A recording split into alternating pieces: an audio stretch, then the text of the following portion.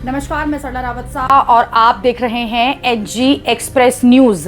देश की सबसे बड़ी अदालत ने बुलडोजर कार्यवाही को लेकर अहम फैसला सुनाया है। सुप्रीम कोर्ट ने बुधवार को घर छीनने के मौलिक अधिकार का हनन बताया बुलडोजर को। कहा कि आरोपी एक व्यक्ति है तो पूरा परिवार दोषी कैसे, और केवल आपराधिक आरोपों के दोष सिद्ध के आधार पर संपत्तियां नहीं गिराई जा सकती। इसके साथ ही न्यायालय ने संपत्तियों को ध्वस्त करने से पहले प्रशासन द्वारा पालन किए जाने के लिए दिशा निर्देश जारी किए, जिनमें अवैध संपत्तियों की जानकारी के लिए एक पोर्टल बनाना भी शामिल है। अदालत की तरफ से कहा गया कि गलत कार्यवाही करने पर अधिकारी पर एक्शन होगा। बुलडोजर एक्शन की शुरुआत कहां से हुई, ये मामला क्या है? दरअसल अप्रैल 2022 में दिल्ली के जहांगीरपुरी में होने वाले ध्वस्तीकरण अभियान चलाया गया था। जहांगीरपुरी की घटना को लेकर सुप्रीम कोर्ट में कई याचिकाएं दायर की गई, जिसके बाद इस अभियान पर रोक लगा दी गई। हालांकि याचिकाकर्ताओं ने सुप्रीम कोर्ट से मांग की कि वह आदेश दे कि कोई अधिकारी दंड के रूप में बुलडोजर कार्यवाही का सहारा नहीं ले सकते। इसके बाद अगस्त में मध्य प्रदेश और राजस्थान में अधिकारियों द्वारा बुलडोजर की कार्यवाही के खिलाफ 2 याचिकाएं जो हैं दायर की गई। इनमें एक उदयपुर के एक मामले से संबंधित थी, जहां एक व्यक्ति का घर इसलिए गिरा दिया गया क्योंकि उसके किराएदार के बेटे पर अपराध का आरोप था।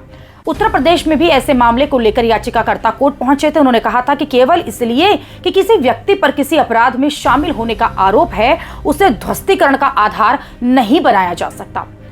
सुप्रीम कोर्ट ने अंतरिम रोक लगाई थी, लेकिन उस रोक का क्या असर हुआ? सुप्रीम कोर्ट में जब ये याचिकाएं पहुंची तो उसकी सुनवाई हुई। इसके जवाब में सुप्रीम कोर्ट ने कहा कि किसी व्यक्ति के घर को केवल इसलिए नहीं गिराया जा सकता क्योंकि उस पर किसी तरह के अपराध का आरोप है।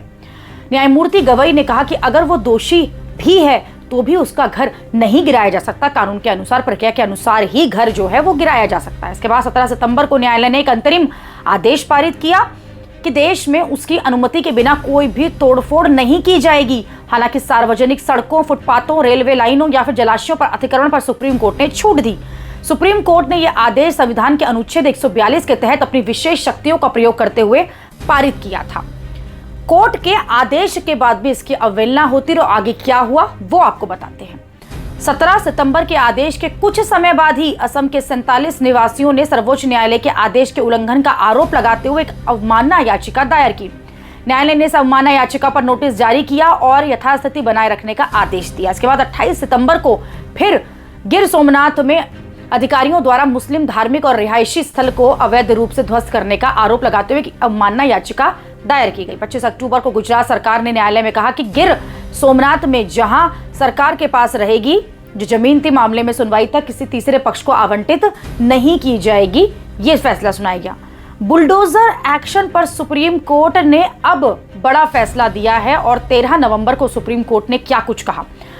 सुप्रीम कोर्ट ने 13 नवंबर बुधवार को बुलडोजर कार्यवाही पर घर छीनने के मौलिक अधिकार का हनन बताया। कोर्ट ने कहा कि कार्यपालिका केवल इस आधार पर किसी व्यक्ति के मकान नहीं गिरा सकती कि वो किसी अपराध में दोषी है।